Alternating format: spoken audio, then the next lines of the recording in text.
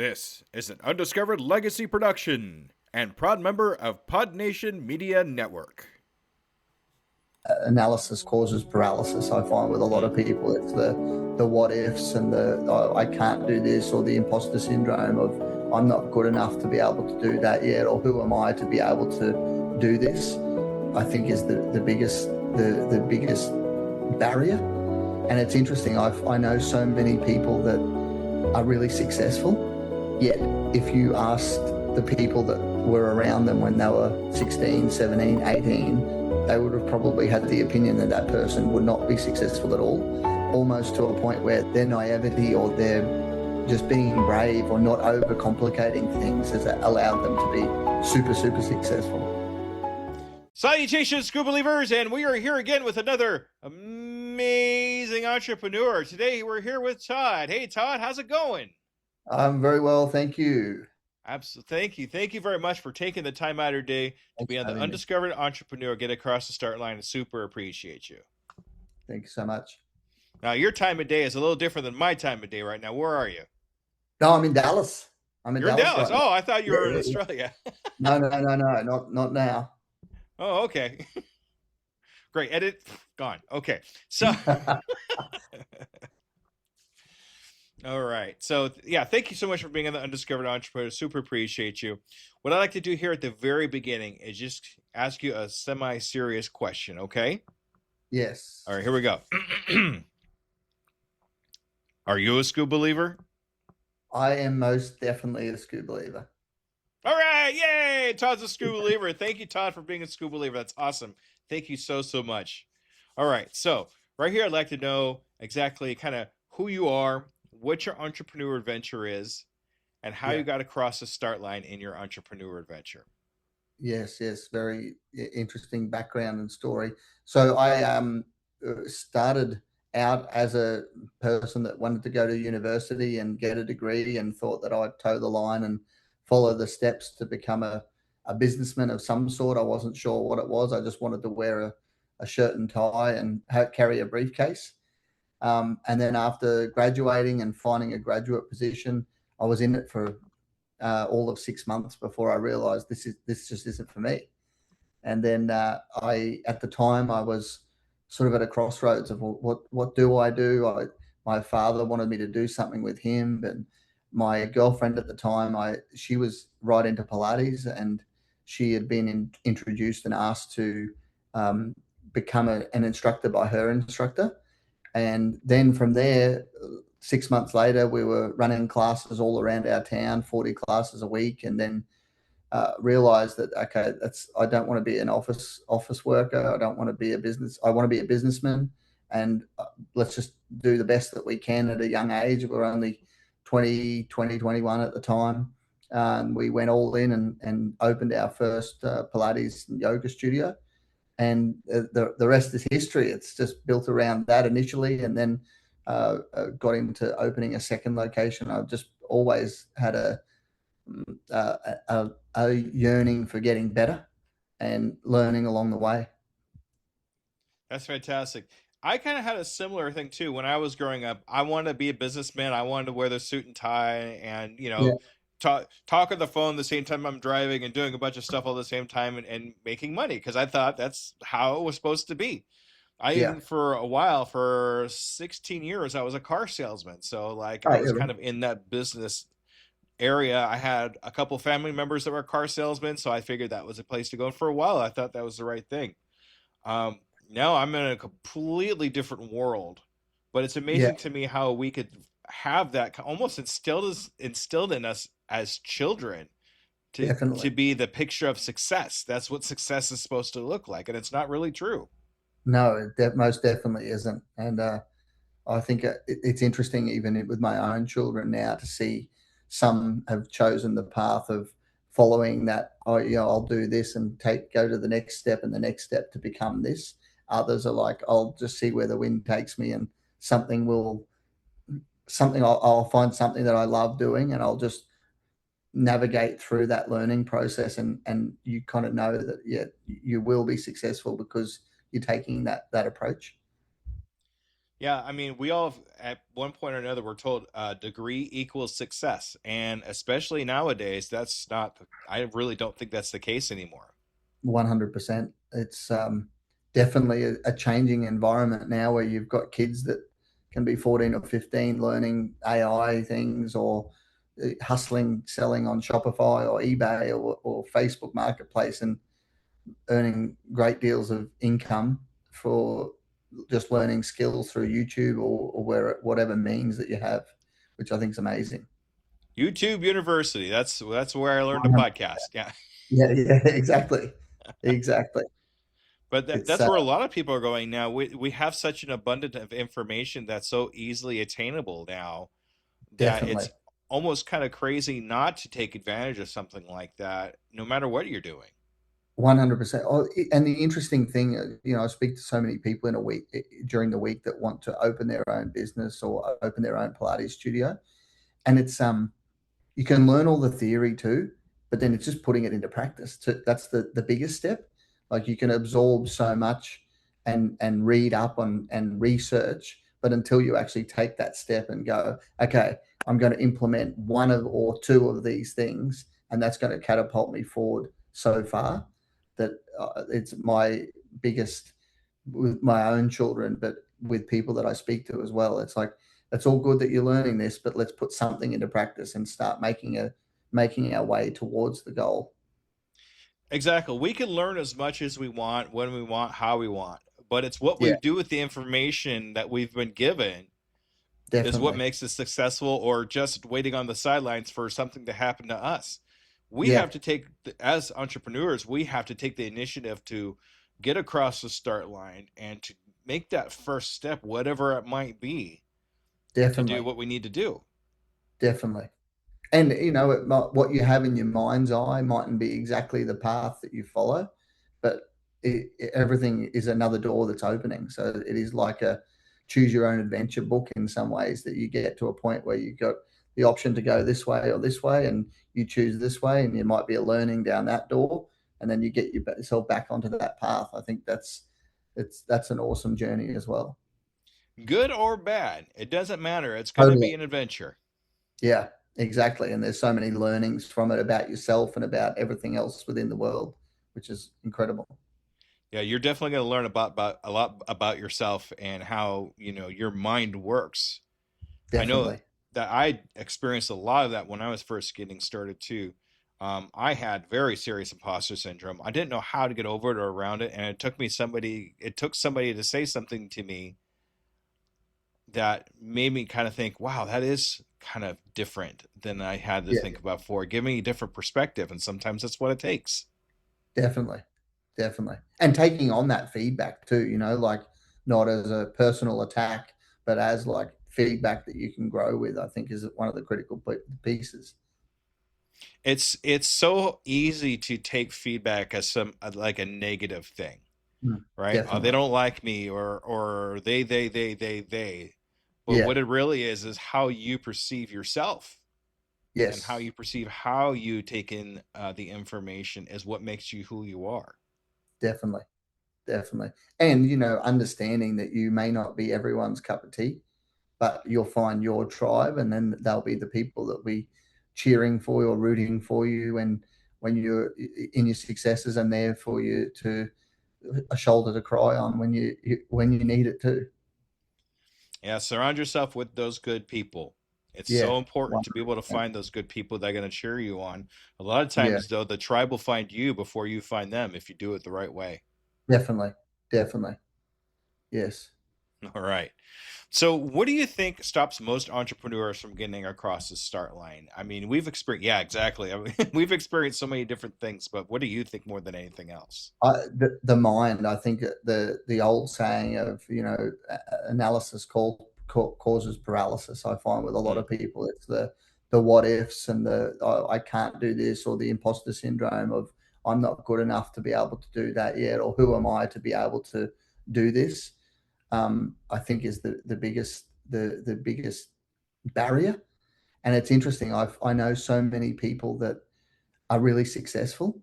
Yet, if you asked the people that were around them when they were 16, 17, 18, they would have probably had the opinion that that person would not be successful at all, almost to a point where their naivety or their just being brave or not overcomplicating things has allowed them to be super, super successful.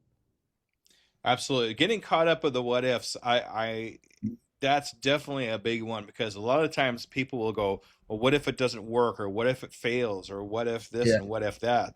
But what if we change that? What if Yeah. we Yeah. Yeah. change that into a different way of what if it does happen? What if it does work? What if it does become successful? We won't Totally. know until we take that first step and get going. Exactly. Exactly.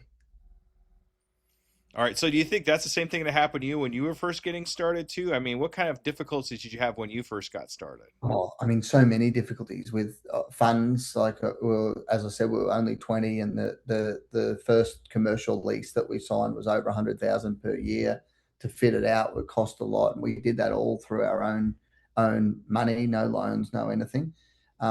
So, kind of, I guess, having that naivety, but also having like I think risk is calculated. Like people would say, "Oh, you're a risk taker," but it's like if you believe in what you're doing, and two, if there is a market for what you're doing, it is such a calculated risk that it's like, what, as you said, using the what if it does fail? Like, what is at the end of the world? You learn so much from it, and then you can just pick it back up and go again anyway. Exactly. And it's what we do with that what if information, or the information Yeah. we gather from those negative experiences we have that make us who Yeah. we are. But you got to Yeah. understand it's a calculated risk. It's not just a risk. It's Yeah. something we think about and do the research on and do our due diligence before we take whoa, before we take the risk, before we take the jump, before we do anything else, we have to make sure we know what we're actually getting into. If you Exactly. just make the jump, yeah, your failure rate is going to be exponential because Yeah. you didn't know a real thing. You just did. If you did just the jump, then you probably did it for just the money. Yeah. And more Yeah. times than not, those types of jumps fail. Yeah. Or they may have short term success, but then long term, there's no longevity to it. And then eventually you burn out, or you just realize you just got into something that you really don't want to be doing, and then Yeah. now you're too far into it where you kind of get stuck Well, a little bit. and that's interesting that you say that, because I speak to so many people that are, and even friends, where they've done that with a job, where they've got into this role that is ends up paying very well, and they're really comfortable, and they hate what they're doing, and they want to do something about it, but then it's like, I'm kind of trapped because I'm getting this great income, even though I hate it. It's like, oh, I've got a good income, but I hate what I'm doing every day. So it's like, is it better just to cut ties and say, okay, do the research and take some action, and you'll probably replace that income and be happy along the way. And never forget, you can always go back too. Yeah, I yeah. mean, at Well, least that's it's true. something you know, or there's some kind of tool or something that you learned that people will still want. So you can always 100. fall back on that. But at the same time, we want to move forward, Yeah, and that kind of thing. I find it interesting that you bootstrapped your first kind of thing. So yeah. if we wanted to bootstrap something, what would be the first kind of couple of steps we would want to make sure we take? So in my scenario, it was kind of like a test of the market. So when we were running these classes throughout the different locations, like scout halls and community halls and whatnot, that was really testing the market to see, okay, is there an appetite for this within the market, with not really any, I guess, financial risk in some ways, because we were advertising, yes, we're running at this location and this location. And we knew that if we were getting 10, 15, 20 people a week at that location, that would be getting us $200 income. And if it was us teaching a class, it wouldn't be costing anything, but we'd have to pay for a hire of a hall or hire of a community center or whatever it was. So we knew, okay, well, there's margin there, that if worst case scenario, 4 people turn up, we're still covering our costs. And then we just built and built and built. But I think that test of the market is also vital, like seeing, okay, is there an appetite for my service or my product? Okay, once we've got to that point, okay, from here, what are the next steps to make this like a larger endeavor? Awesome. That's great. Yeah. Take those first steps, test the market, put your toe in the water, see if it's warm, Yep. and Yeah. then go from there. But Definitely. it's also important not to overlearn Well, your definitely. area. I mean, you start learning stuff that you might need and wasting valuable brain space or brain calories or however you want to say it on stuff you probably won't even use. So instead of doing that, learn what Definitely. you need for now and then learn Yeah. as you go. Well, and I think that is actually also a super important thing of continuously learning. You don't need to know it all to start. You'll learn so much along the way that then it'll just compound and compound and compound, which is, and then you're a master at whatever journey that you're on. And it helps to kind of niche it down to what that journey is going to be too. Because if you're too broad, now you're learning so much of everything else, you Yeah, kind of jack run of into all the trades. same problem. Yeah. Yeah, exactly. So I know that my virtual mentor, Pat Flynn, just finished writing a book called Lean Learning. And it Right. basically touches on that. It touches on learning as you go, just learning what you need now instead of just in case learning, you're doing just in time learning. Yeah, right. Yes. Japanese production the terminologies there. Couple, yeah, exactly. Yeah, yeah, yeah. Yeah. That's awesome. All right, so I know you've been on a couple of podcasts Yeah. before, and I'm sure you've heard what was your biggest pitfall, what was your biggest problem, blah blah blah blah. What Yeah. I'd like to know is, and I like putting a little twist on it, is what is the one pitfall that you're proud of? I'm so glad I went through this negative thing because on the other side of this pitfall or problem, something so amazing came out of it that I'm glad I did it. Okay, that's it. This isn't business related, but it is business related. It was actually a relationship breakdown, a Mm. divorce, actually, that made me reflect internally of who I was and what I stood for, and also allowed me to step into who I could be. So going from, I guess, an operator to like a CEO mindset, and that would probably be the same thing, like of being constantly an operator and not thinking like a not thinking or working like a CEO. Well, you need to have the room to be able to think that way. Yeah, yeah, definitely, You know, definitely, when you're working in an operator, there's a lot of things coming at you that you don't have time or room in your head to be able. It's those brain calorie things again we were talking about earlier. But 100. just Yeah, once you remove the fluff, once you remove the stuff that you don't need to deal with, then you're able to have the brain of a CEO and make those very, very important and necessary decisions for you and your company. definitely, definitely. I agree 100%. All right, It's the awesome. brain fatigue. So, and you know, you aren't the first person to actually have that same situation too that I've interviewed. Yeah, Um, right. it just turned out to be, it just turned out to be for the better. So don't, you know, don't stress over Yeah, yeah, it. yeah. So I'd like to know here if you came across a brand new entrepreneur that's just getting started, not necessarily in Pilates and that kind of thing, but like in general. What's Yeah. one good solid piece of advice would give them? What would there be? What would their first step be, you think? The I'm big on. I'm so big. My wife says I'm like the hype man because I can get excited about anything. What if someone is saying that they want to sell marbles? I get excited about the potential of being able for them to sell marbles. So it all gets back to me of calculated risk and then actually just getting started. Just that gets me, so I get so excited when I see people that want to take that leap, and I'm like, well, just do it. Do it in your spare time after your normal job.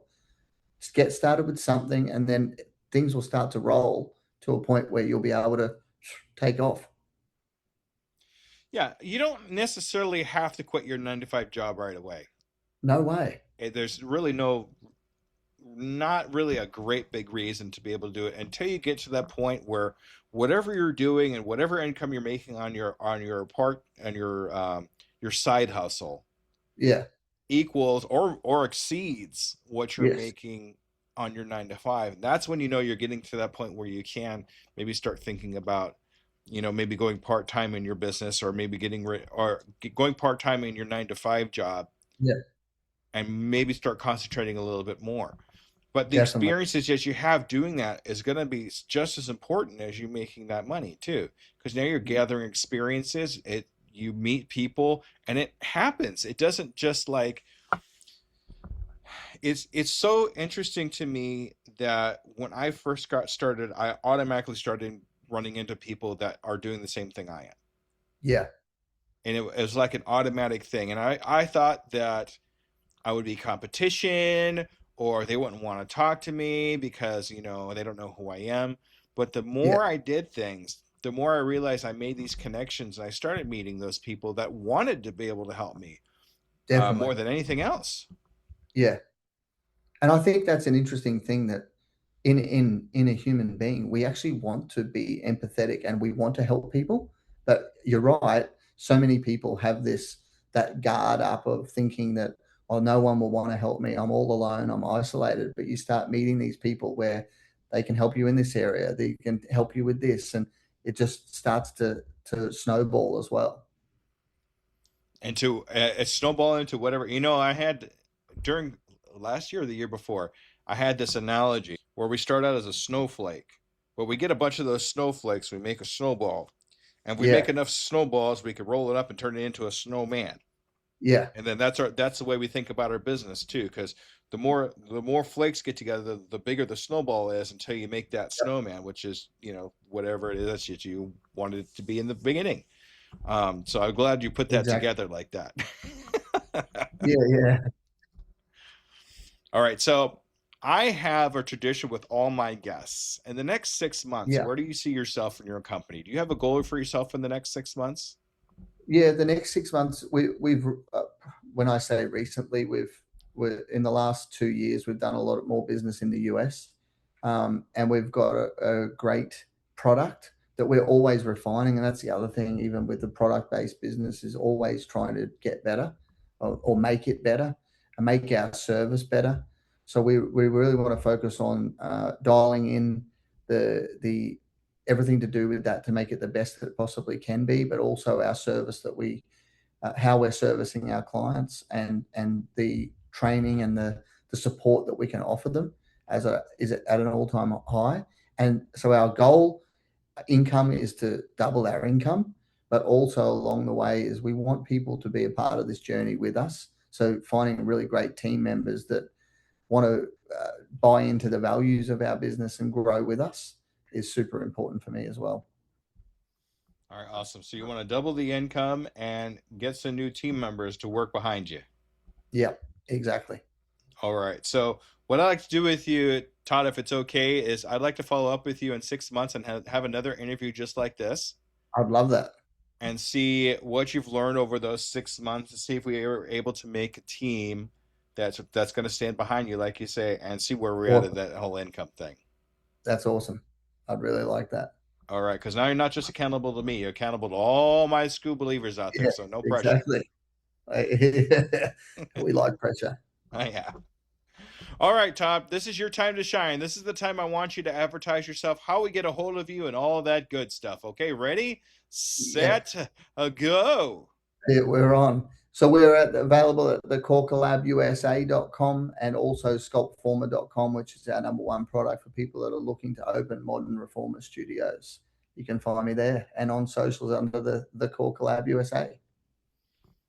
All right, and you can also look into the show notes and find information there, or you can go to my website where my customer, my guest information is there on my website. Todd, thank you so much for being on the Undiscovered Entrepreneur. This has been an absolutely pleasure to be able to talk to you about things, Thank you. and I look forward to talking to you in 6 months. Okay. Me too. Me All too. right. Thank you so much. Absolutely. All right, Scuba Believers, make sure you stay tuned for the wrap up. Okay, everybody. Thank you. Bye bye. All right, Scuba Believers, that was Todd. Todd, thank you so much for being on the Undiscovered Entrepreneur Get Across the Start Line. We learned so much about you and your business and how you actually got across the start line. You did some amazing things. But Scuba Believers, as usual, I do have a couple of takeaways I want to make sure that you caught. And this is really big for me because a lot of times, especially for me too, the people nobody actually expects to succeed is actually the one that does. Not because they knew more, but because they weren't scared enough by what they didn't know to stop themselves from starting. Sometimes it's kind of good to not know exactly what you're getting into. That way you don't get into your head about things. But it takes a certain quality person, you, to get across the start line and start something even though you don't know everything about it. But you know you love it. You know it's something that's in your zone of genius. If it fits in your zone of genius, get across the start line and take action now. Even though you might not know everything about it, you just know enough that you love it. A calculated risk is not so much as a leap of faith as it is a leap of evidence. And the entrepreneur who tests the market before committing is not being cautious, but they're being smart enough to let the reality make the decision instead of fear. A lot of us looking at things from the outside, normal people, your basic 9 to 5 or your friends, or whatever it might be, looking in at you as the entrepreneur might think we're taking these huge risks, but in actuality, it's not so much as a risk as it is a leap of faith with evidence. We are taking the information that we're given and we understand that this is the guideline. This is what we need to do to be able to start our entrepreneur adventure. But we're not so much as making a distinction of jumping into the chasm without understanding what we're doing. As I said, it's a decision of what we're doing based on the evidence that we've been given. And once we hit that threshold, then we make that leap. Don't be fooled by other people taking that leap and succeeding and think they just made a leap into nothingness. There's a reason they made that leap. Understand that reason, and your business will succeed. And with that, I'm going to say thank you, Skoob Believers, for another fantastic episode. Just a quick announcement. I did get into PodFest to be able to speak on stage again this next year coming up. But I will also be talking on a virtual stage coming up in December for another entrepreneur group. Keep an eye out for more details on that, how you can attend. To see not just me, but a whole lot of other entrepreneurs out there that have a message along with me. All right, Skoob Believers, thank you. Bye-bye.